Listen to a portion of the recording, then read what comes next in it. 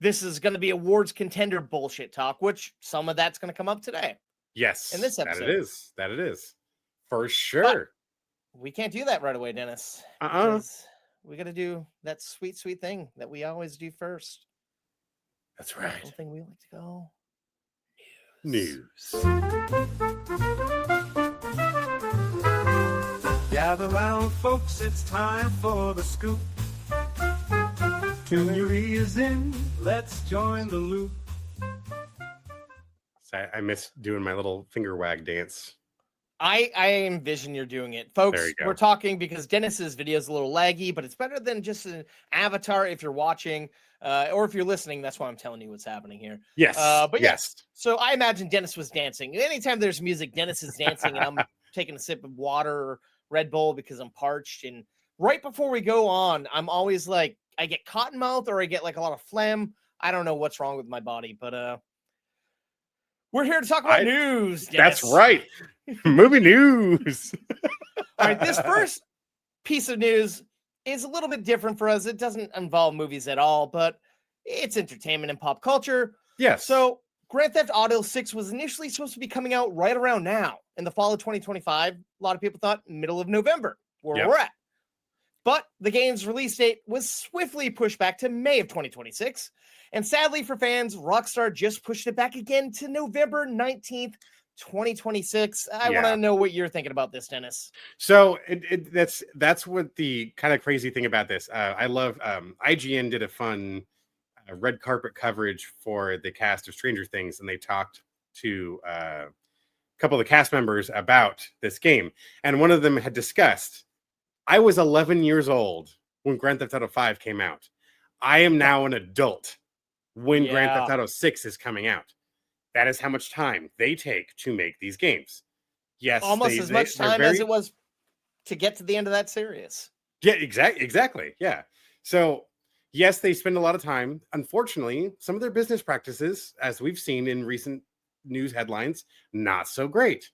That is very unfortunate, especially given the pedigree of this franchise, what we expect of this. And they've already put the work in. At the end of the day, though, this is a juggernaut of a moneymaker. Yes. This will make more money than any movie I'm sorry. This will make more money than almost every movie released that year combined. 100%. That is that weekend that this comes out. Whatever movies are coming out that weekend are probably going to take a dip in the box office because people are going to be playing this game. Yes. That whole weekend. And honestly, I've never played a Grand Theft Auto game, and I realize I love Simpsons Hit and Run. I'm like, this is just a more adult version. Like, and watching the trailer for this one, it's not even like you say more adult version. It's not really even a more adult version. Like, I get that, but I mean, it's a more realistic. You're not in Springfield and characters we know. Sure. Yeah. But it's like, why have I never? I really this trailer. I'm like, all this talk for years. Everyone Grand Theft Auto this and that. I love open world things. Why not? I want to play this, but it's like, will we ever? I don't know. But it's like, thank God that they're doing this because we don't want another cyberpunk situation where they put it out, the game's not ready, a lot of patches, a lot of issues left and right. You say that, but then now I will say Cyberpunk is one of the most rock solid things you can play. And I will attest to it is a that game is fantastic. And I will wholeheartedly believe Grand Theft Auto 6 will be the same at some point. Mm-hmm. Maybe not right out the gate, but when you spend this many years working on something like this, it is bound to be pretty damn good when it first launches. It's what I find so staggering about this title and the past 2-3 games in the series is that films move their release dates out of the way. Other games move their release dates out of the way. So now that they've slid their release date again, it's fucked up people everything. Are panicking. Yeah. Like studios are panicking. Just like shit. We got to accommodate for people not showing up to see this or that. So it will still be a juggernaut, of course. It's unfortunate they've handled their business the way they have. But let's be honest. It's like, don't even put out a release date. Just say, hopefully 2025, hopefully 2026. Don't give a zone in an exact date if you're not going to hit that target. I think 26 sounds more likely. Oh, I yeah. don't, At this I don't, point, yeah. I don't think it's going to take until 27 for it to get released. But no, I'm with you. I don't even think I'm getting it day one, anyways. I've grown too old to be getting the day one releases on Right. most games, anyways. I want it to be working. True. I want it to be Yeah, functioning make sure the way it the should bugs be. are totally patched up. Now, my question, I guess, to bring this over to a world that we normally talk about movies, as we've been talking the past 20 episodes, video game movies are the new It franchise, the new It Yes. thing. When do you think we're going to get a GTA movie? It has to happen. It's inevitable. So I believe technically there has been one there was like a British movie that they never got an official license, and it was kind of canned away because they they kind of got shut down by Rockstar. Fuck. But it never really matched the storyline of any of the games. That's what I'm Mhm. curious. If you were to make a Grand Theft Auto movie, you couldn't necessarily follow the Any story. specific. Yeah, because there's so many decision-based things, and there's so many, like, it's more, I think, a Grand Theft Auto project, whether it's a series or a film, it's more about the tone, the humor, the level of violence and action. Now that you say that, I feel like if you did a show or a film, it should be an anthology because you could play in that whole world, have different characters, and maybe That cross pollinate. that would be awesome. Yes. It should be a location.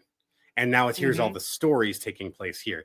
And not just the location, but the time period, because they've captured so many individual decades and like the corner of a decade so fucking well, between the pop culture references, the music, the clothing, the cars, even the guns and stuff featured, and just the language used. It is very Of its it time. fleshes out. Yeah, it tells you where you are, in what decade in the United States it is. So, Fair and enough. much like Fallout did, like, and the upcoming Mass Effect series, that we're not going to follow the story you're familiar with in the game. We're going to build a world in what you're familiar with. We're going to take the Sure. elements and we're going to move on past that and make something Loosely else. base it in that universe. Exactly. Kind of thing. Exactly. I think that's the best way they could handle that at this point. Fair enough. All right. Well, speaking of handling things the best way possible, after years of hemming and hawing, Paramount has finally decided to announce that J.J. Abrams' Star Trek franchise is officially dead, and the Oh, studio intends on gee. rebooting the franchise with a new cast and crew. Who would have thought that would happen, Dennis? Oh my goodness. It's only been 10 fucking years. So when Jesus. Oh boy. Hey, But- by the way, you guys, we're not doing that one anymore. But that's the thing, for years, people have been asking Chris Pine, fucking Simon Pegg, Jay, and they're all like, well, hopefully, in that time, at one point, they were going to have Hemsworth and Pine as father and son traveling through time, and Quentin Tarantino was going to do, and it's like, Yep. why? But That's all wishful thinking. Yeah. yeah. So my question is there any director that you could see coming in? Because I got a list. I got a couple that I want to throw by you and see how you'd feel about them. But Let's anybody yeah. come to mind who you think should helm this new franchise? I God damn it. Of Sorry, I'm course. putting you on the spot. I had time to think. about it, I always so. do that thing where I get put on the spot, and now I just like can't think of names. All right, well, let me throw Running names Man. at you. That's doing Yep, Edgar Wright. Yes, Edgar Wright. I'm slightly thinking of him because honestly, you and I have both been talking about how this movie looks like shit. But the word is everyone who's seen this movie is praising it. Like, Yes. this could be a surprise hit, I think. A big sleeper. I really hope And- so. I know I'm very much hooked onto like the version we've seen, and I Mhm. love that very much. But you're right. Even there was that clip of Schwarzenegger talking to the Powell. star of the current version of Running Man, and he loves it, and he's so just over the moon about how it's the right kind of action. Mhm. And he said it's the kind of movie he wished he could have been involved in back in the 80s, but he sees it can only be done now. And good job. So Right. that's I what mean, that's what you're we're right. getting. So I'm curious. Because we've had a progression of Edgar Wright doing comedy and action. It's like I was gonna say World's End, Hot Fuzz, Baby Driver. Now this, I feel like he could merge the Yes. two, and I feel like he's the type of person who would understand this franchise and the cheekiness of it. And Exactly. But Exactly. couple people I'm thinking here. The first three, I'm like, they've kind of held their own with rebooting franchises and whatnot in their own way. Noah Hawley, he just did Alien Earth. He's done Fargo. Oh, yes. I feel like he could do Yeah. pretty decent here. That's someone that knows a franchise like where the audience is coming from, Mm-hmm. but understands how to adapt new material into an already established franchise and very strong fandom. So that's a very good choice. That's a very good choice. This next one, I'm kind of on the fence. I was going back and forth on it, but Alex Garland, I'm like Ex Machina. He kind of gets the future, like 28. I guess I'm gonna pull back on Alex Garland. I don't know. I know your previous choice. That's a solid one. I think that's a good way to go. Going back to the Alien franchise, Fede Alvarez. He's knocked it out of the park with Evil Dead, Alien Romulus. But do you think he could do this sci-fi style, more grounded science fiction without horror? Or do you think I don't see why not, because I wasn't sure initially about even J.J. Abrams doing the first time he did Star Trek. And that thing crushed it at the box office. People still love, the films he touched on. So, why not give him a chance if that was the case? Then again, it would be awesome to find out what Quentin Tarantino would do. That's very true. And Star that's Trek the thing. movie. I feel like Paramount, Skydance recently bought them. They want to get these big name directors and whatnot.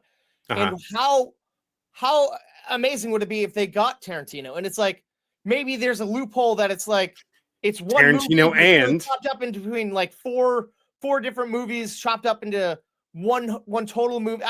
Right. So many loopholes. Exactly. His final movie. Exactly. No, he wants to loophole whatever his final movie is, and it's like, no, it's the last one that I'm gonna write and direct and act in, and I'm gonna pick up a camera and cook a meal. And all right, I get two more names that I kind of like. Yeah, I want to see it. And one that I feel like could possibly take over.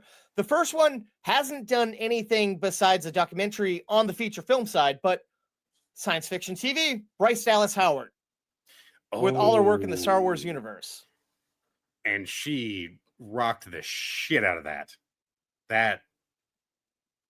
Okay. That's a solid. Oh, goddamn. And because obviously she has the pedigree.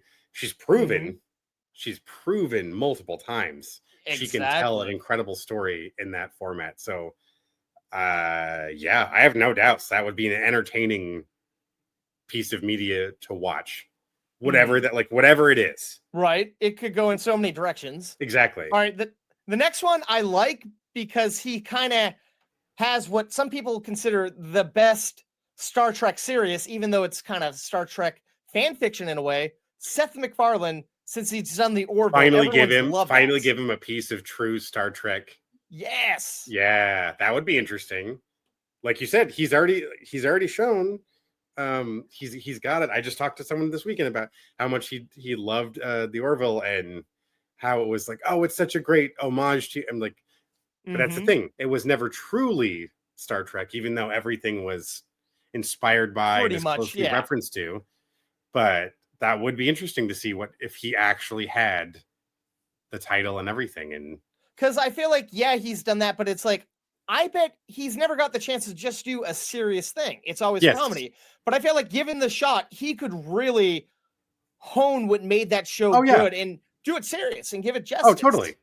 Some of the best episodes of Family Guy would also include some heavy elements. Blue Harvest and or true fandom, or the true reference to the fandom. No, but acknowledging the source material and appreciating what the fans want to see in reference to that subject matter, which would translate immediately to this. It's just not comedy. It's adventure. It's action. It's romance. It's drama. It's all of those things rolled up into one tight package and trying to make it make sense in that limited period of time.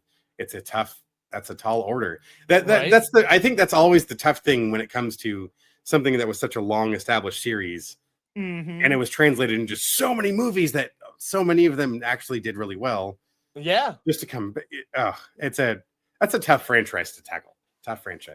Yeah, like Star Wars at this point, it was a hard one, but everyone's had their hands dipped in exactly. that water for a if you while. think about it, Star Wars is only just getting to the place Star Trek has been for decades. So 100%.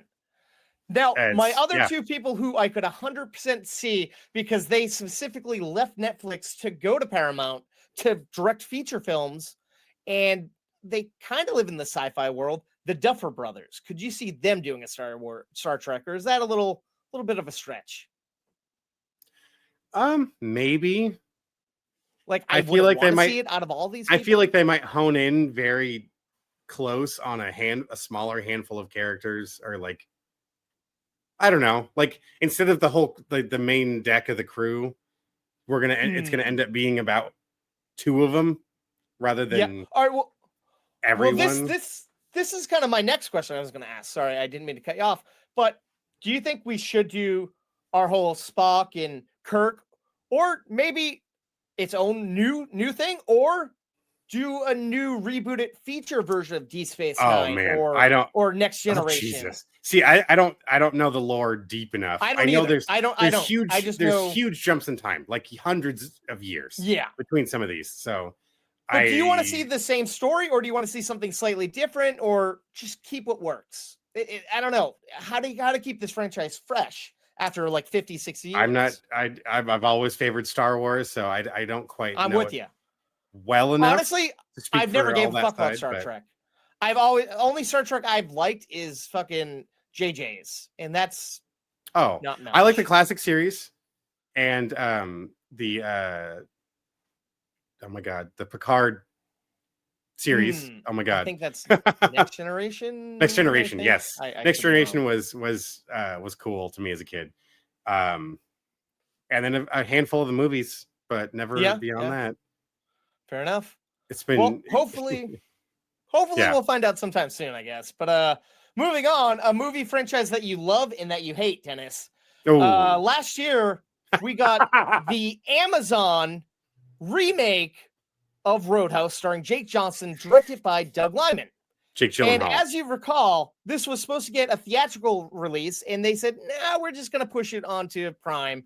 And Doug Liman lost his shit.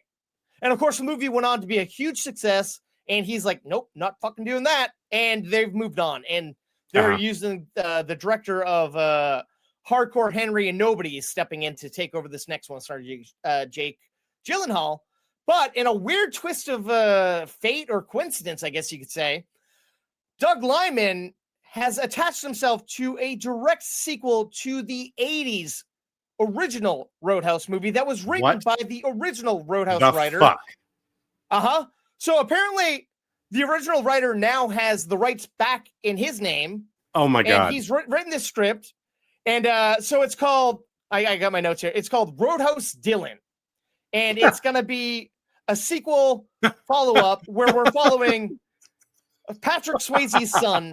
And it's like, what? Do you see a world where we can have these Patrick Swayze's son would be like 45 fucking years old anyway. Not Patrick Swayze. Yeah. And you get anybody at that point. Right? But exactly.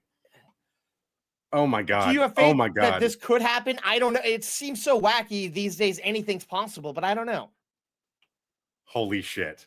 That's fucking wild. I don't, right? To be honest, both films should just be stopped in their place right now. Neither need to exist. There's one Roadhouse. That's all I'm going to acknowledge. Just like all the obnoxious old Star Wars fans would say about Star Wars. No, there's one Roadhouse, and that's all I'm going to care about. There's one Dalton, right? Fuck, I started a Daggerheart campaign at my cousin's house. I framed my character around him because I thought it would be so funny, and it ended up being hilarious. Like, it worked out perfect for our campaign. It's just leave it alone. Some of these gems, you just got to let them be what they are. So I don't. But how ballsy is it for a director to be like, all right, fuck you. I'm not doing that movie that you want me to do. I'm going to do something that supersedes it. In fact, it's like, is he burning bridges, or has that ever happened before? Is there another that I can recall. series or another character? Like, is there another established character that someone else was just like, fuck it, I'm gonna make another one, and we're just gonna fuck off? I mean, the only thing I could think would be the Mark Hamill Child's Play movie, but that wasn't like a fuck you and I'm spinning off doing it. That was its own. Someone Right. owned that, and then and it wasn't Chucky, the the same series is still happening in director. movies. No, it doing wasn't Don both. Mancini. No. You know, like that. I feel like this is unprecedented. Like this is pretty fascinating, actually. And Doug Liman is like a pretty good director with like a lot of things under his belt. So it's like, Yeah. What is it like? I'm talking Edge of Tomorrow, Born Identity, Mr. and Mrs. Smith, like Swingers. What is it about Roadhouse that you're so hell bent on possibly blowing up your whole career and pissing off the industry? Well, you can't even say he fucked it up once because he already that movie did well enough. Yeah. It sucked. Oh my god. I don't, man. This is one I don't understand. As upset as I got about The Running Man, Yep. this is worse. I'm still willing to watch Running Man. Yes. Another Roadhouse? Jesus Christ. Like I could see, all right. The only way I could see this possibly working is if Swayze was still alive and coming back to reprise his character. But that's not happening. Or are we doing a CG or AI? No. It's gonna be a fucking Jedi Force ghost, and that's like, yeah, no. All right, let's move on. I can't, man. I can't do it. All right, this one. So Ryan Reynolds is producing and starring in a remake of the 1974 Clint Eastwood Jeff Bridges heist film Thunderbolt and Lightfoot. Is this one you're familiar with? I'm not. Not as much. I might have seen it once, movie? but it's been a long time if I had. So is this the one that ends in a church or something? I don't know, but from what I've read, it sounds like it's, of course, classic story. Khan wants to get out of the game, but he has to do one last heist, and shit gets out of control. And it's like, I'm happy Ryan Reynolds is trying something different than just let's live in the Deadpool world, but is he on the caliber of a Clint Eastwood? Not in my opinion. Yeah, no, that's a very different vibe. I think the even truer question is there even a Clint Eastwood around right now? I don't think there is. I don't think there is an equivalent to someone who has that artistic pedigree and can command everyone. Like, and how many years he was in the westerns? He was in the crime kind of cop procedurals.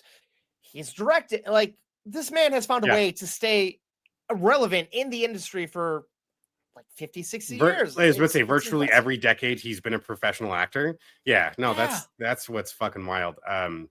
No, I don't. I mean, best of luck, Ryan. Sure, go get it, man. Yeah, and apparently, his editor from Deadpool and Wolverine is going to be making his directorial debut doing this, and apparently he's also working with the writers coming up with the story. Okay. But I'm like, we've seen him do this with like Six Underground. It wasn't that a heist movie? I didn't finish it. The Michael Bay. That was not great. Or the fucking Rock Gal Gadot movie that was so terrible. Oh my god, I couldn't. Yeah, that was. I hope this one works better. I hope it's, and this is for Amazon, so I hope so too. Straight to Prime. Yeah, we'll have to see. All right, not holding my breath. Though. Not enough to harp on there. I wasn't sure because I know you like have a passion for some of those older flicks, so figured I'd check. But I recently, a few episodes ago, reviewed The Conjuring Last Rites, and like I said in my review, this is the final one, but in what world is that going to happen? I felt like we could get a spinoff with the daughter, and like I said, we saw young Ed and Lorraine Warren back in the day. There's so many routes they can take. And of course, after the movie came close to making $500 million at the box office, surprise, surprise, Warner Brothers is developing a prequel series where we're following the early days of Ed and Lorraine Warren. Of course. Why wouldn't you? And at that whole time, we had heard that James Wan wasn't coming back for any of this. And of course, now he's coming back. Was it a power play to make more money? I was about to say, I'm sorry. Is there a paycheck to be made? Fuck yeah, I'm going to show back up. Just put your name on the fucking call sheet. That's all you got to do. Fuck it. As long as I show up on set and someone sees me there. Right. One day you got to show up. One day in set. One day at the production office. One day in post. You're good, man. Millions. Yeah, exactly. But I'm like, do we need this? I like. We've already seen them 10 years ago. So is this leading up to their Amityville experience or something? I suppose it would have to. What the fuck is left, I guess. Yeah, exactly. I feel like we've seen it all. We've done it all with them. But who could you see playing a young Patrick Wilson in Via Farmiga? I can't really think of anybody. Maybe Viga's sister, because she's younger, but I don't know. I don't know. They're going to make up some hot young things. Zac Efron. Younger, I think. Not, yeah, you gotta. Yeah. Yeah, even I feel like even Timothy Chalamet is too young, too old. Like I don't know anybody that would fit either of these two. Because you'd have to be like late 20s, I believe, easily for them to be like before they came into the Amityville event. So, and that's the issue. They did have young actors playing them in The Last Rites, but they were kind of nobody actors nobody's ever really heard of. I feel bad saying that. But I think you'd need some star power to get lesser knowns. Yes. Not as common names. Yeah. Well, I mean, that's the hope is you cast those people that you then give them that platform that they then launch to that level of fame. And given that The Conjuring is so fucking big and there's so many fans, yeah. I mean, I guess why not? At this point, I kind of have just ignored the series anyways after the You're first not missing too much. You've seen one, you've seen them all kind of thing. Like, yeah. Each time it's the scariest, most intense thing they've ever worked on. There's only once or twice you can pull that off. I mean, given they're all good. It really happened. I want to see the downside where people are calling them charlatans and calling them out real shit that happened in real life. But we're never going to get that happening on the big screen, at least from Warner Brothers. Them baiting out for like days and days and days, waiting for something to happen, and then just to come back like, no, it only happened once all you guys left. Then we found it. I swear to God. Yeah, it totally happened. All right. Well, speaking of another franchise that should be dead on arrival, even though fans and critics were sour on Jurassic World Rebirth, the film made $870 million at the box office. So it should come as no surprise that Universal is in negotiations to have Gareth Edwards come back to direct a sequel to this film. Now, when this came out, Dennis, they were saying this was a one and done. This was a standalone story in the Jurassic franchise. That's a familiar song in this episode alone. Now, I'll give him this. He came on late and someone else wrote the script. So now he's actually coming on board, if he does come on board, and he will. Coming on board early enough to bring writers on to get his ideas on the screen. Do you think that could influence and make things better, or do you think it's like, where do these characters go? I don't know. I think we've murdered the shit. This dinosaur is extinct. I think we just gotta stop. You know what's working out better? The fucking video games. You know what's fun?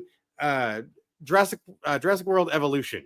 If you want to do a roller coaster tycoon style video game where you're building your own Jurassic Park, that is going to be a more enjoyable experience than watching this fucking movie. And there's 3 of these games, so have fun. You know what? And you actually get Jeff Goldblum's voice in them. All right, he's one of the narrators. Like, so you get some classic cast members in there. Or some one at least. Yes, the Jurassic franchise. And you get some thrills in there. It's fun. Not this. Now I will say, Gareth Edwards had some beautiful visuals in this last film, but the story and the execution and the script and the directing of the actors wasn't there. All these fantastic performers were giving these dull performances, and that's when a director should step up and do their job. But he was more focused on the visuals. Yeah. It felt hollow, and it, as you said, it sounded like the story was handed off from one person to the next. It's the same issue the Star Wars sequels went through, where there's too many. It was handed off too many times, where you had parts that were cool that then just got diluted down. That's what I believe happened to Rebirth, Mhm. and maybe another one would be good. But you know what? I can tell you right now, I'm not going to be in a rush to spend money to see that in the theater. Right? This is Are- I've been burned enough times. Is there anything that could get you back in? Like anything at all that could get you to be interested in the franchise again? I think it would have to be a hard reboot of the actual novel, in my opinion. Like the nitty-gritty, Oh. gory horror that we haven't seen before. I don't know. See, what ironically, I think that would end up steering away a bulk of the fan base that want to bring their kids to see the movie. That's true. You can't market where and the first backpack. couple had that sort of Jaws sort of aspect to it, where there's True. one or two scenes you might have to turn away when it gets a little bit too violent. To actually do the actual novel, way too graphic, way too dark, way too fucked up. For those of you that don't know, it's rough what happens to several of the characters. John Hammond doesn't do He well. was a bad guy, wasn't he? Oh yeah, and I believe he gets shredded apart by compies or something. As he should. There's a baby that gets eaten in its crib in one of Damn. the chapters. I've read a sample of pages of that, and I'm like, holy fucking shit, this is dark as hell. I don't think they could make that movie. I don't think, Fair because enough. you will never get the volume audience that's required to offset True. the cost It'd be a very of that niche movie now. So All right, now, is there any yeah. directors, any cast, any storylines that you think would get you back in the theater to see it? Or are you just kind of done? Tapped out? No, I just, when I want to watch a Jurassic anything, I watch Jurassic Park. Fair enough. That's it. At this point, Makes sense. I make a different dinosaur movie. If you want to make a dinosaur movie. I don't like other people are trying it. There's that what's that Vietnam War dinosaur movie? Primitive War, which I Yes. can't wait to see. I wanted to see, but it was like $20 a ticket. And I'm like, fuck that. That's But what I mean. It looks cool. It looks innovative. Yeah. I'm intrigued by it. Incorporate it in other places. What is it? I believe Even Elements 65. I didn't like 65 starring Adam Driver, Yeah. but I appreciated what they did. A sci-fi dinosaur movie. Why not? In that line, you know what I would see if you want to adapt something, if it needs to be a pre-existing title or feature, We're back a Turok dinosaur movie. story. I want Turok, to see a fucking Turok movie. That would be badass. Ooh, that'd be badass. And like we said, video game franchises are Yes. the new comic book movie. Why haven't we got that yet? That'd be Let's fantastic. get some Bowie knife wielding, laser bow and arrow shooting Native American dude that travels through time and space, and all of a sudden he's battling fucking cybernetically enhanced dinosaurs on another planet. Oh, Let's do it. dude. That sells itself right there, man. Fuck yeah. All right, well, since we're talking about video game movies, kind of, Paramount has put together a dream team of creatives to bring Call of Duty to the big screen. Have you heard anything about this yet? I have. Okay, I'm excited all right. about one name, and Fair enough. I'm a little worried Not about as another much name. the other. Yeah. I'm assuming you're excited for Taylor Sheridan, right? Yes. Right? Hell or High Water, Sicario, with no remorse or with remorse. God, without But remorse. not you were as close. excited. Yeah, sorry. Without remorse. And I have it written in front of me too, but I'm trying not to read. Peter Berg is probably where you're dragging your foot a little bit, right? Yeah, because I don't want Marky Mark to be fucking That's playing the thing. His last 5 movies have been Mark Wahlberg. Yes. Fine, but come on. That's kind of the joke. Is I've seen online several times, like, oh my god, Mark Wahlberg is going to play Soap, isn't he?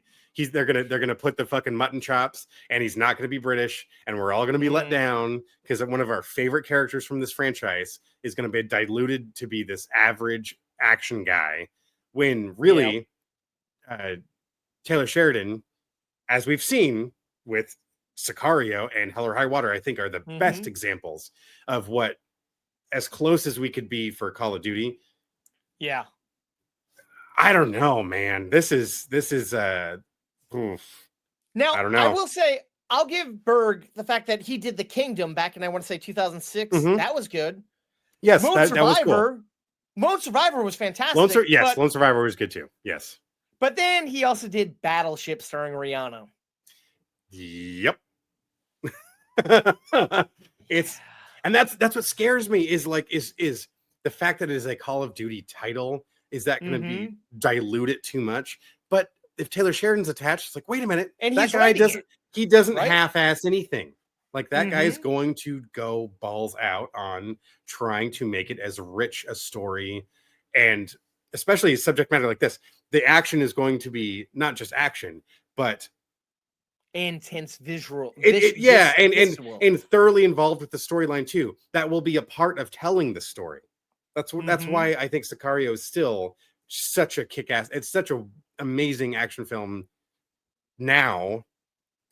I would hope it gets that sort of treatment, but Yeah, because it has such a huge dedicated fan base that has spanned decades now, I just don't know. I don't know how that like, but you've said true. we've seen a lot of positive results with a lot of video game franchises. There's been a few mediocre ones. We are far away from it always being deemed the worst of the worst. This is no Uwe Ball, situation True. here, clearly. But But the interesting thing, I don't know if we talked about this the last time we mentioned that this movie was greenlit. At one point in time, Spielberg wanted to make a Call of Duty yeah, game, and they turned him down. But Peter Berg, sure. What the Peter fuck is going on? Spielberg has actually been involved with, funny enough, their immediate competition decades prior. He helped produce the Medal of Honor games when they first came out, because a couple of those titles came out right after Saving Private Ryan. So it was very much, he was in the thick of that World War II nostalgia and the appreciation for the men and women that fought for not only the United States, but telling the stories of what happened to Soviets and the British and the French throughout all this that period of time. His name was on those attached to the credits of those games. A lot of people, maybe not a lot, some people may not know that, but Call of Duty didn't necessarily have all of that pedigree up until later, True. when it was that immediate competition. And it was like, these were the two World War II games at the time. Now it's what it is, given Modern Warfare and what was the Cold War one? Black Ops. Black Ops, yeah. So I assume this is all going to go right down the lane of the Modern Warfare timeline, Probably, if which I had to guess. has a very well written storyline. That's the thing.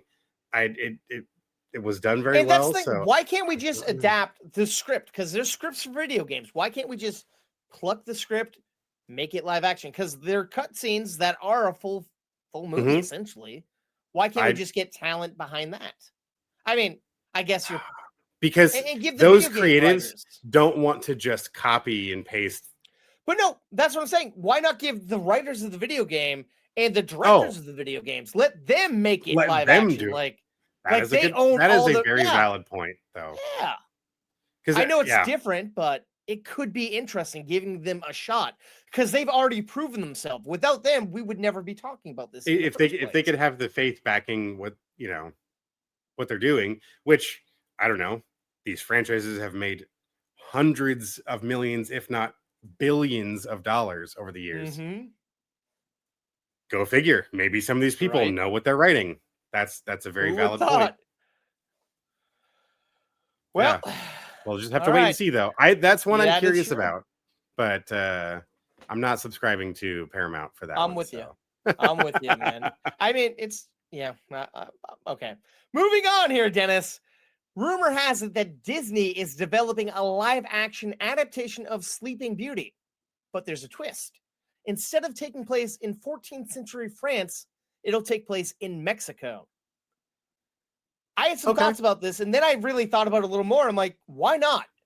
We've seen all these Gothic, French, and English movies, and unfortunately, we haven't seen that Latino or whatnot flair, and Disney did very well with Encanto, and why can't we have young Mexican girls looking up to someone, being like, that's my princess? Why not? Yeah. I don't know. How would you feel about that? I'm with you there. Yeah, I don't have a problem with that, especially when there is a rich history and culture there. It's not like you'd have to, it wouldn't be a stretch. Why not? Hell yeah. Because at first I'm like, why would you do that? But then I'm like, we've seen the other story a million times. Exactly. We've seen that setting a million times. Every live action princess movie is essentially that setting. And this landscape of Mexico in that time period would be so very vastly different and lush with Like colonial Mexico. landscape and Yeah, stuff. that Yeah. would be interesting. I'm on board. Why not? Fair enough. Fair enough. Um, Now, anybody you could yeah. see coming in, like I don't unfortunately know many. This is the Talent. issue we keep coming back with. There isn't enough young talent in that age demographic that I could just be, oh, it's this. Oh, it's this. But what I like what you were saying earlier is maybe we find someone on the up and up that can then use this as a launching pad to become something bigger. That would be Sure. nice. Like we used to do, and then when we grew up in the 90s, that used to be how it was done. Mm-hmm. Take the risk, give someone a shot. Right? Yeah. Because unfortunately, whoever we're thinking of now, By the especially time if they're this only hits developing production. they're almost getting pushed out into the next age group that it's not going to quite Mhm. apply anymore to this particular story. So Yeah. I don't know. I'm intrigued though. I'm Yeah. happy to see they're taking chances. Did I like what they Yeah. did with Snow White? Not 100%, but I still didn't hate the movie like everyone else.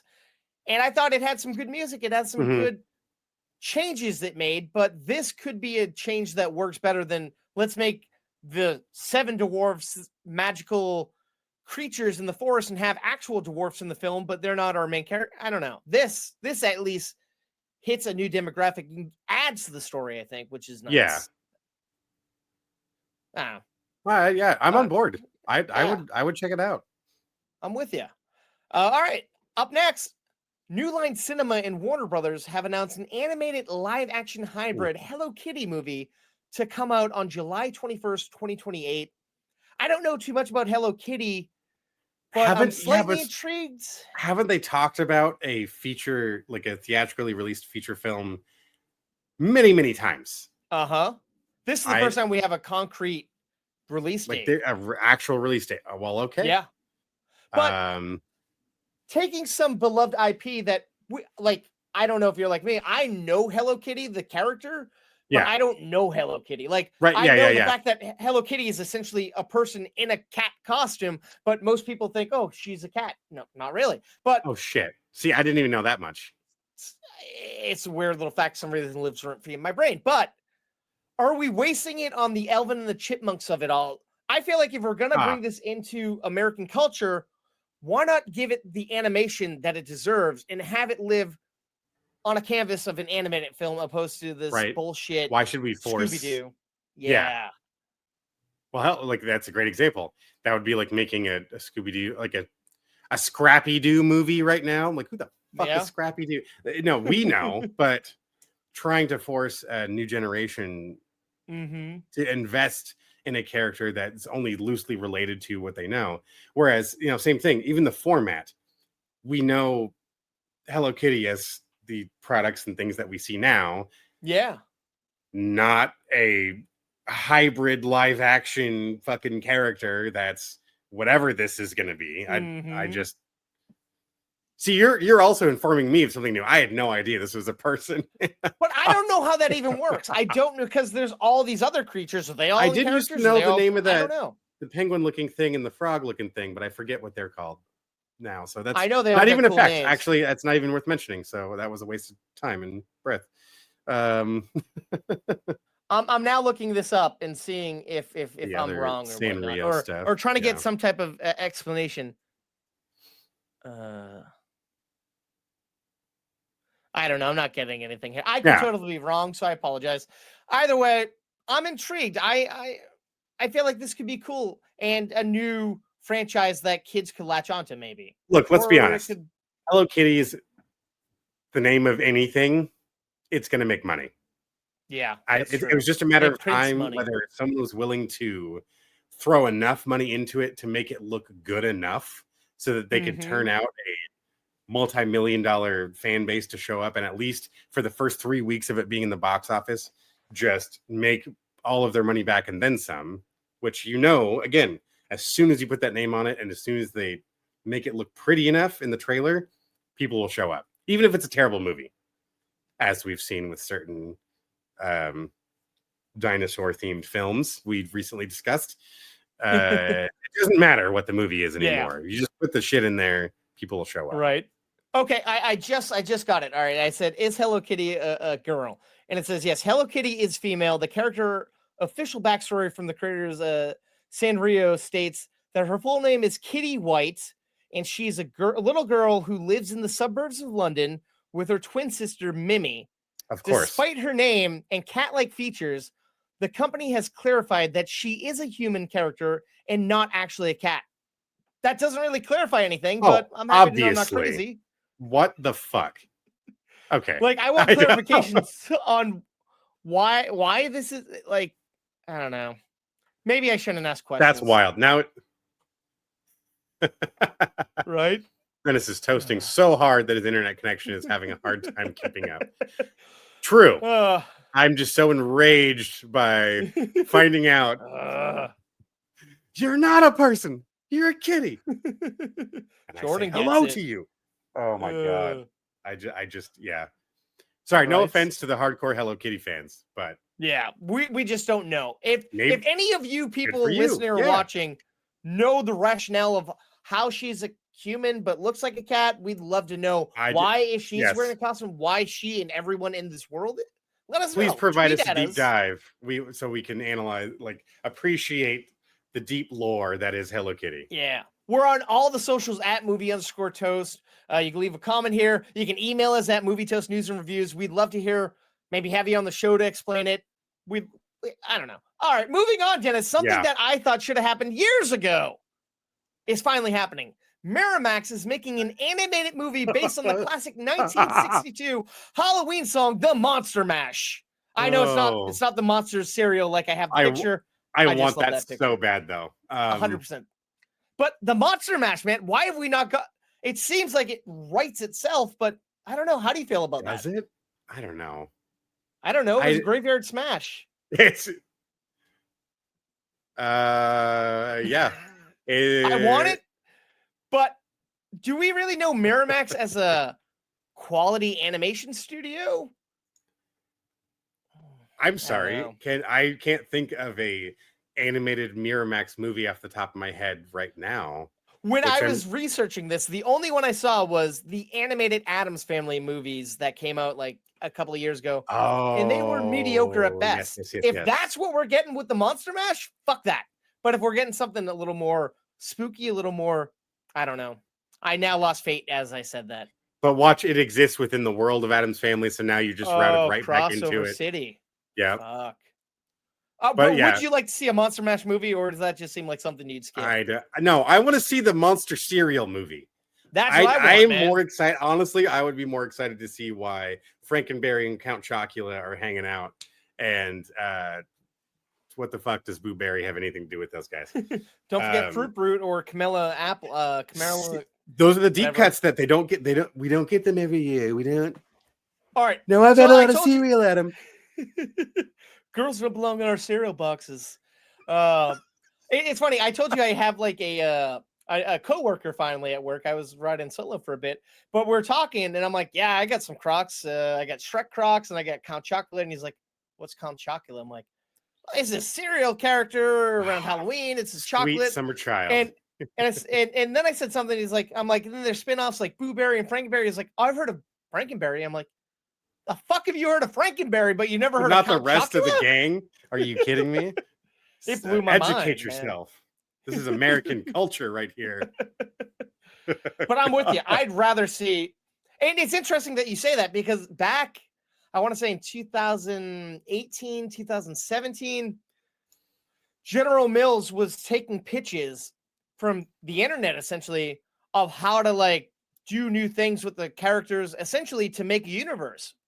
And I was like, I wish I was clever enough to think. Honestly, that comes if anybody knows me, I have this short film, which was actually the background of episode 226, Count Cocaine, was based upon, I'm like, how can I make a fucked up version of Count Chocula? I'll put the Count with cocaine. It doesn't matter. Anyways, I want the cereal classic monster pairing universe. Yeah. No. I'm with you. I'd rather see this than Monster Mash. I'm with you. But I think we might both agree on this next one. I could be wrong. Rumor has it that Nintendo is Nintendo. I'm going to take that again. Rumor has it that Nintendo is ramping up their own cinematic universe, building up to a Super Smash Bros. Event film that will rival the Avengers team up. They're apparently going to start releasing more movies consistently rather than taking a 3-year gap. Oh, And okay. it should come as no surprise that after The Legend of Zelda, which just started production, they plan on making a Princess Peach solo movie, a Donkey Kong film, and a Luigi's Mansion. I feel was like gonna say, all of that we makes only sense, need 27 more movies before we right? can complete the lead up to a Smash Brothers movie. And then all the different franchises, like we got Pokemon in there, we got fucking Sorry, Pac-Man, Metroid. Sonic, Metroid would be a like badass movie. Street Fighter. It's like, I mean, it's been done in Kirby. Wreck-It Ralph. We had all these different characters coming in, but Oh, and then Jesus. how are we going to work in Zelda? It's a live action movie, but are we going to have that cast come in to do the voice? What would a Smash Brothers movie be like in your thoughts? I think, to be honest, I like a lot of these comic book superhero movies. It should just kind of be its own thing. Don't try to force I like Jordan. Jordan everything else. in the chat is saying that there should be a master hand post credits. Oh my That would be god! genius. Actually, that would be. I cool. love that. That's the lead-in. No, you nailed it, dude. No, that would be the lead-in to the, he's like the teaser. Thanos of the universe and all. Right? Yeah. It's like Hyrule is finally calm. Link is just he's napping out in a fucking field, and then all of a sudden this hand fucking comes out of space and just scoops him up and throws him back into the stars, just to find out he's joined the dimension with Mario and Donkey Kong and everyone else. No, that would be badass. You know, I was kind of like, I want to see it, but I just can't. My brain can't function. It's like so many properties coming together, which would exactly. Be badass, and there's properties that, as Americans, we're not nearly as familiar with. What's Ness? What's the one he's from? Yep. Not Harvest Moon.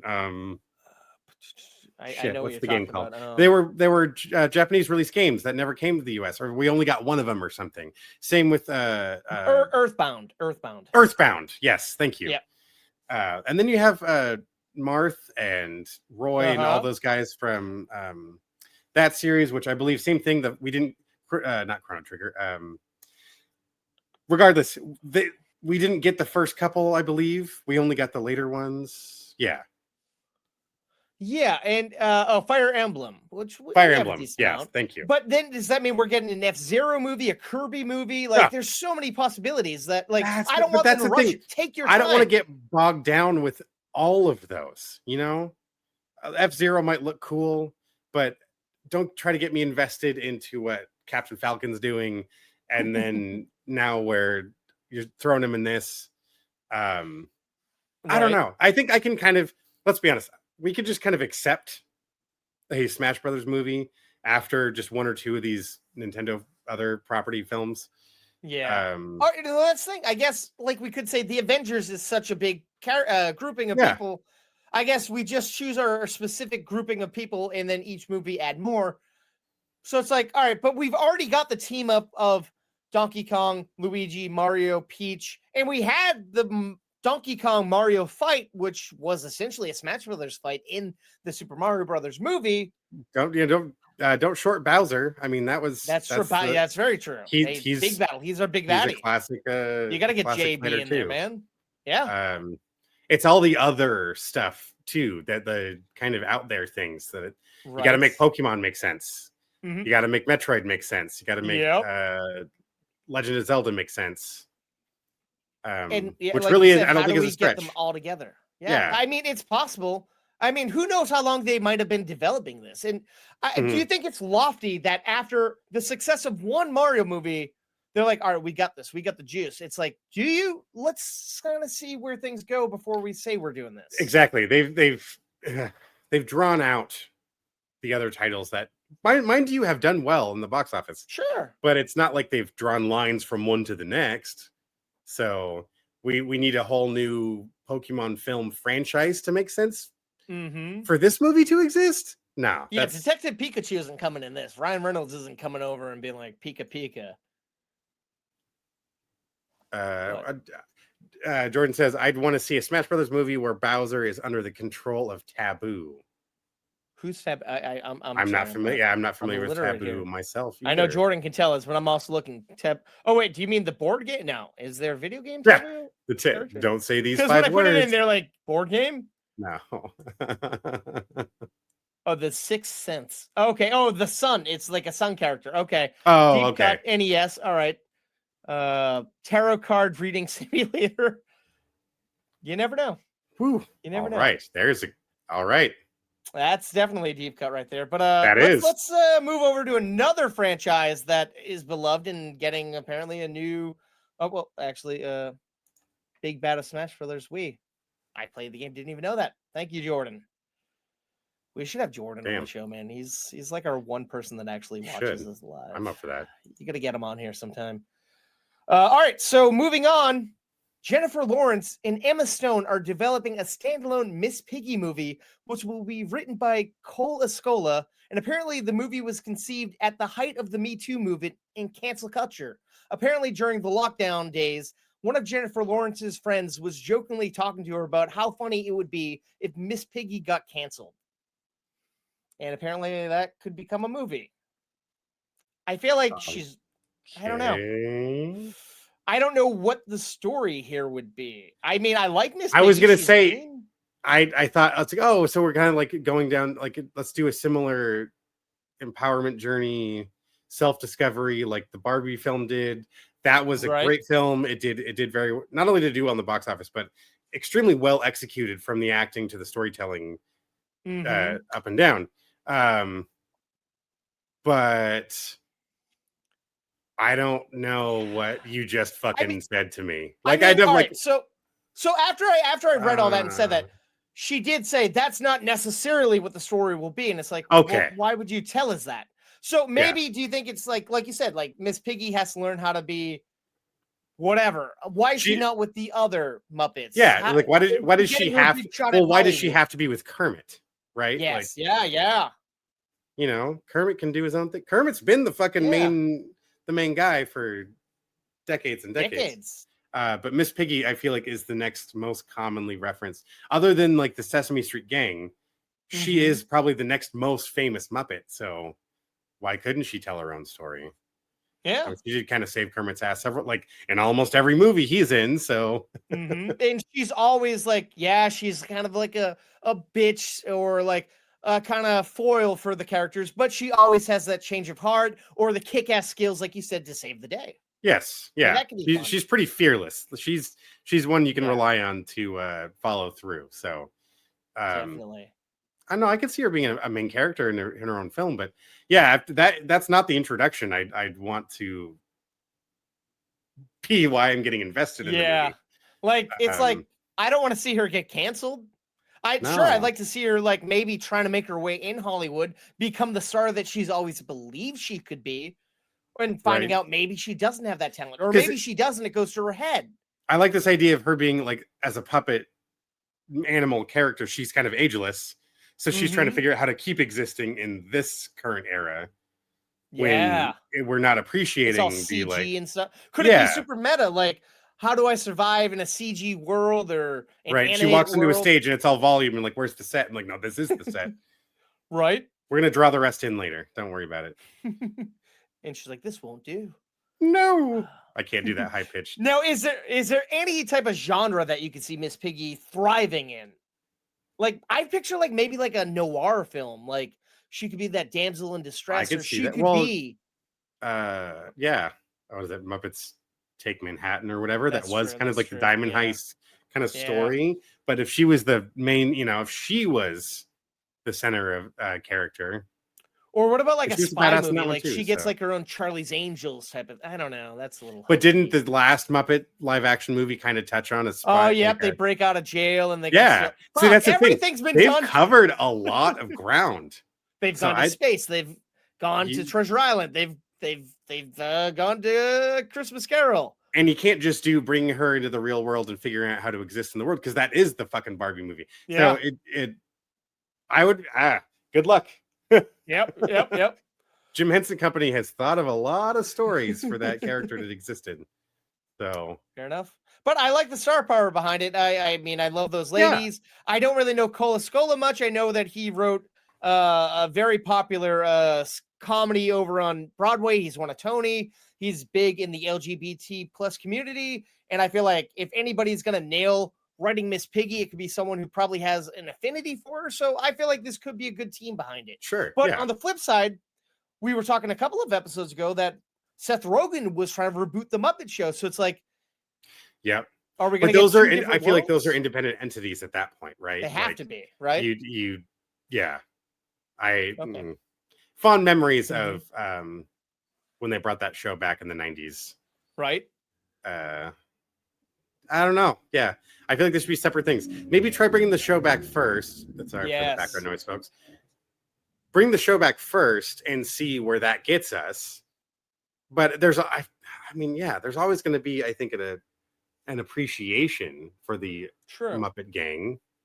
But I'm happy to see it's not just like, here's Kermit, here's Fozzie Bear, here's Gonzo. It's like, all right, we're given a female forward character and someone who's always been the forefront, who's always just been in the background, not in the background, but never got to shine as much as she wants to shine. Don't make her just a device. Don't make her a plot point. Yes. Make her an actual, yeah. All right, yeah. Well, Dennis, John Carpenter has not been quiet about the fact that he hates The Thing remake that came out a couple of years ago, probably like a decade ago at this point. He recently announced that he is developing a sequel to The Thing. However, he's not naive about this industry, and he knows he might never see the light of day. But would you want to see a Carpenter produced and hopefully directed sequel to The Thing? If he's producing it, like if he's at the very least producing, but ideally he's directing, developing the story at least. And it is truly a sequel to the film that we all know and love. That could be very interesting, especially if they jump ahead to present day and the being has been frozen there this whole time, where maybe it was acknowledged this is an exclusionary zone. We stay the fuck away from this place. But then for one reason or another, someone stumbles back upon it, reawakens this horrific entity, and we have to fight this battle all over again. But say it's, I don't know, somehow gets to an oil tanker, or it's a larger group of people that is still isolated in some way, right? So it can't just fly off and escape or whatever, but it still needs to be hidden among the crew, so to speak. That could be interesting. My only thing though is one of the most beautiful parts about this movie is the staggering volume of practical effects that still just looks so beautifully horrific to this day. And people are afraid to actually do that nowadays. Oh, no one wants to spend the money on doing it the right way. And that's the sad part. If you're going to do it, you got to make it look correct. As ridiculous as that sounds, given this is a shape-shifting alien story, you got to do it where you need to fool the eye into believing this thing is real. And that's what made that version of that movie so fucking terrifying. Even the original film, The Thing from Another Planet, was it James Arness played the original creature, and apparently his costume was so terrifying they had to cut all of the full body shots out of the film because they thought it was too scary in test screenings. And there's apparently almost no footage left as to what the suit looked like, other than the scene where they set it on fire and they do the full body burn. That's crazy. It is such a classically like a classic sci-fi horror film. It would be great if he could have all the reins and do it all that way. I just don't believe anyone wants to put enough money to make it the right way, the way it should, the way it deserves. Because it could live just like that film. It could live on for decades if you did it the right way. But he actually honored what they did before and replicate that in a modern day. That makes sense. Yeah, with modern methods. Would you see the 77-year-old director stepping out of, I wouldn't say retirement because he's been doing TV here and there, but his last film was in 2010, a movie called The Ward starring a young Amber Heard. And before that, his previous film was Ghost of Mars in 2001. Ghost of Mars. It's do you think that he could come back and make him. It's been so long. I feel like he could, but he's getting kind of old and long in the tooth. But I mean, like we said, Clint Eastwood can still do it at 90 something. I'd say he's got him beat by decades. Yeah. I wouldn't sell him short. I mean, why not? The guy knows his stuff. So who's to True. say he shouldn't be able to, like, again, if you unhook the leash and just let everyone run, let them do what needs to be done, there could be a really good movie there. Do we need another sequel to another established franchise? Of course not, because The Thing is still a great movie. That's, as we just discussed in a lot of our Halloween coverage leading up to Halloween, that is in my lineup every year, and I watch it other parts of the year too. Yeah, man. I don't know. I want to get excited about it. I want to believe this. The studio producing it believes in it, and until I see a little bit of till there's actual like, they're shooting, there's footage. It's happening. Otherwise, but that's I would what say I do respect. A fully animated version. I would accept as well. Fair enough. You done in the right style. What style would you want to see animated wise? Would it be CG? Would it be hand drawn? Would it be anime? Would it be anime? A hybrid? I want to see even if it's like, but like in this like a westernized style anime, much like a Castlevania series on Netflix. Okay, yeah. I would watch the fuck out of that, because you could. I remember enjoying the first Dead Space animated feature they released years and years ago. Now it's probably not aged quite as well, but take that risk. That would be fucking cool. I want to see, because there's no holds barred. You can do anything you want in that format. So that would probably be safer if it was animated. Fair enough. I like that. That could be really cool. And yeah, anybody could come in and direct. It wouldn't be as intensive as being on a set. I mean, it is intense making a movie, but for him to come in, he could do that from home, essentially.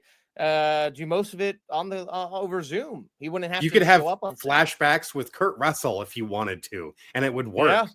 Yeah. And he could voice people and be that young, vibrant man that he was back in the 80s. Yeah, just draw him younger. That's all you got to do. All right, I like that. I like that, man. I'm kind of intrigued. Now this is where I'm going to be honest and tell you how ignorant I am. I've never fully watched The Thing. I tried watching with Strickland once, fell asleep. I gotta watch it. That's on my list of things. I think wrong saying it's. I mean, there's so many movies that everyone says you gotta watch. For me personally, though, if I was forced to make a top 20 list of all of my favorite movies of all time, this would be quite a ways up there, though. Okay, fair enough. It's one of the first times something in that tone. I never liked horror when I was younger. Yeah.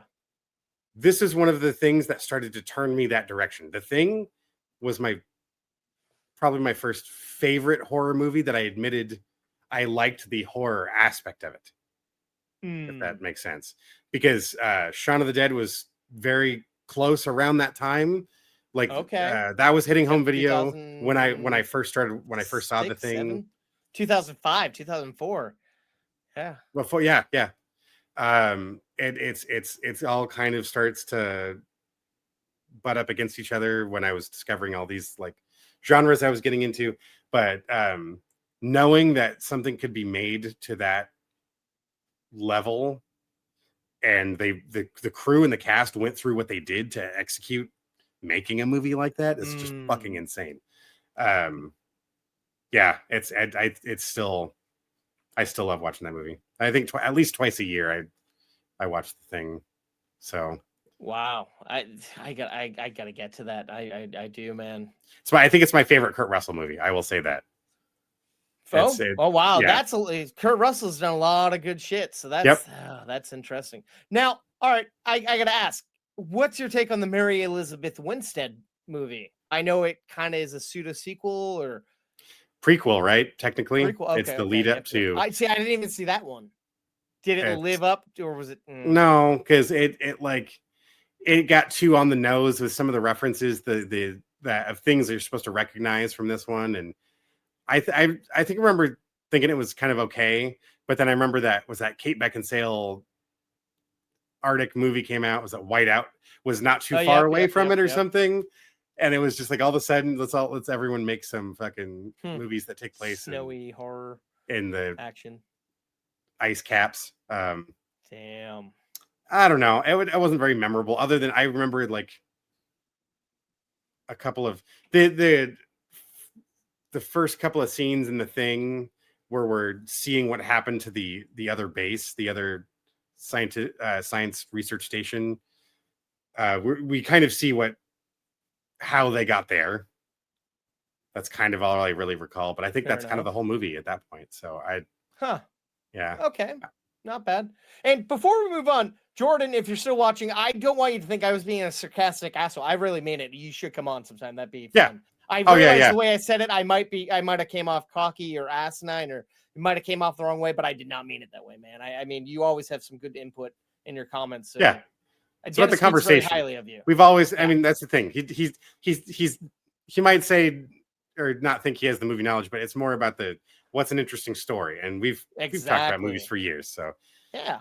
That's I what just wanted to get that out there. I didn't want you thinking I was being like an asshole. I really genuinely meant it. No, I mean he's an asshole, but he does want you on the show. No, I do own that. I am a dick. All right, Dennis. This one we've been teasing for a while. We talked about it a couple of episodes ago, but it's official.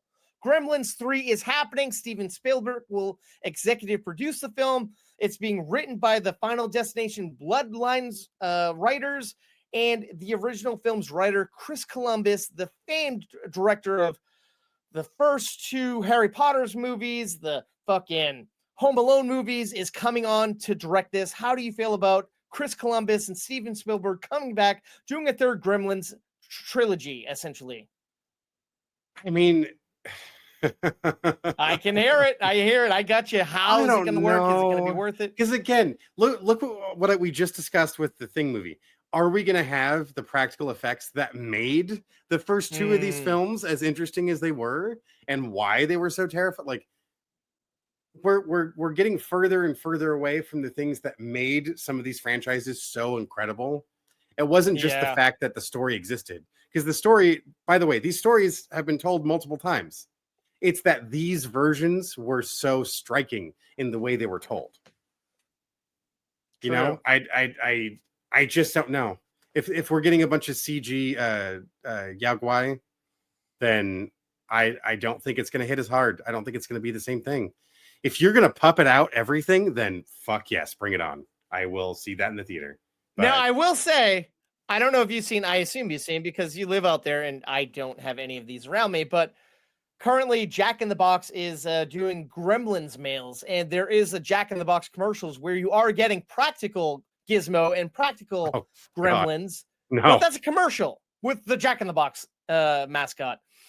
But I mean, they're willing to bring them out. And a couple of years ago, didn't we get I think like an Xfinity or Time Warner commercial with Zach Gallagher and Gizmo? I think maybe that's just near. I've been away from cable and satellite for so long.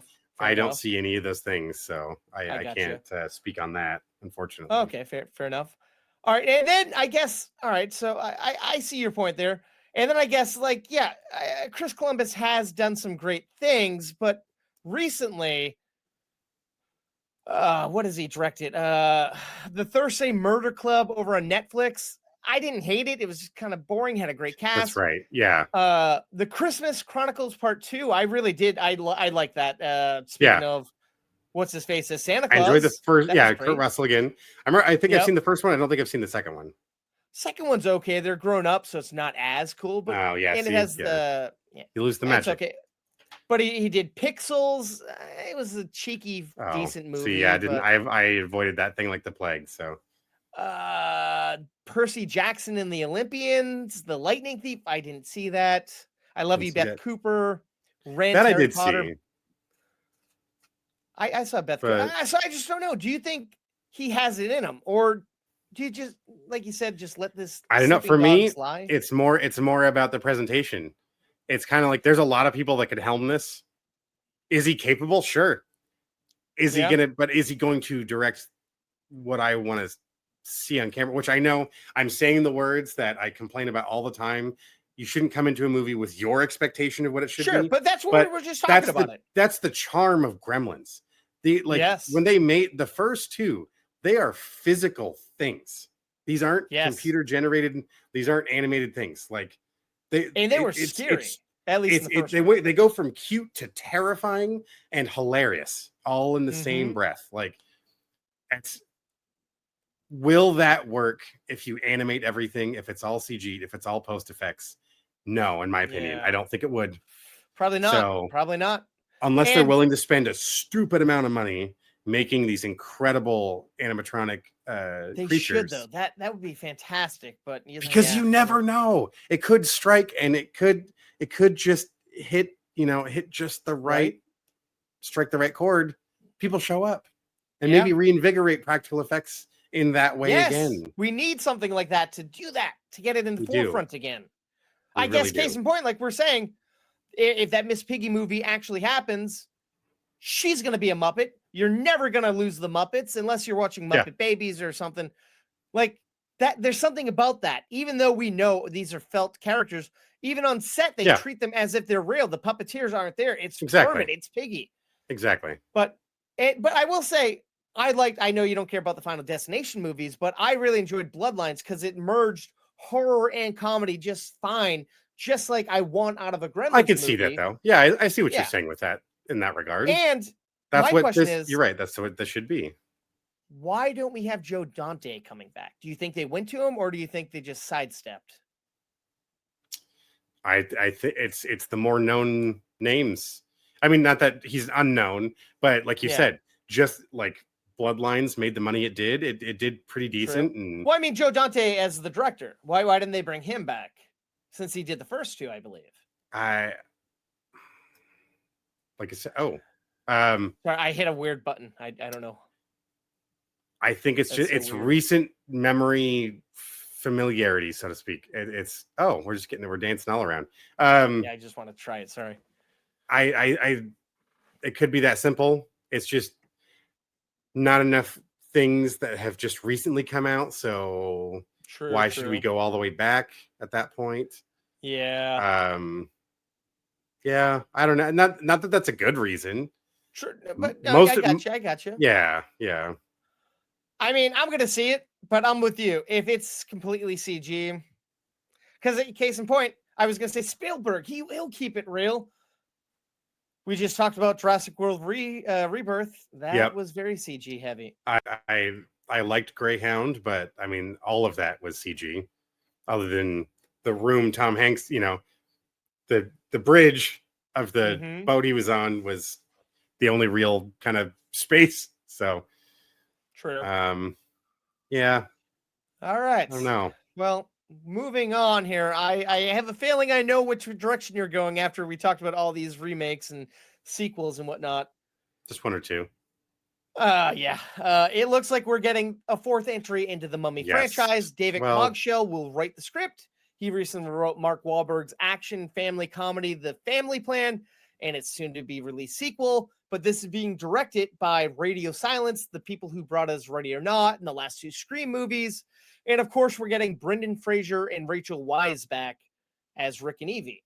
How do you feel about this? Has too much time passed? Yeah. Yes. Moving on. No. No, even the last one, like, it was cool, but it was such a break of like it wasn't really the I mean, yes, it was, and it wasn't even mummified corpse coming back in there. They had Maria Bello playing her character. Yeah. I think. I don't know. Brendan, like, where do you go with this? Rachel, you guys have proven yourselves. Are you just collecting a check? But that's the thing. Brendan Fraser is kind of at the top of his game. He won an Academy Award. That's what I mean. In a new movie it's like, why? He has nothing to prove. Yeah. Is he taking a page out of Harrison Ford's playbook? True. This is just a fun, easy to take. Of course, I'm going to be in a mummy movie again because fuck it. Why not? True. Yeah. It's all going to be CG anyways. Throw me in the harness. I'll fucking dangle in front of the camera. It's fine. And I mean, I get there was CG in the previous films, but in the time it came out, it was revolutionary. Exactly. Now it's just kind of it's like you said, it could be a volume set at this point. Yeah. and not the desert, not the vast landscape that we had before. Exactly. Where at least there were practical aspects to the set, but this is. Mm-hmm. Then again, who knows? There's other cultures that incorporate mummification or preservation of ancestors. We could go Yep. wherever the fuck. But let's be honest, they want to go back to Egypt. That's where the 100%. You have series to. came from. So How do you know? I remember the third one looking kind of badass though. I liked Right? I don't remember. All I remember, what was it? Jet Li? That was yeah, it? something Or no, about a dragon, the something Dragon Tomb, right? Dragon and Emperor. Tomb with the Dragon Emperor. Yeah. Yeah.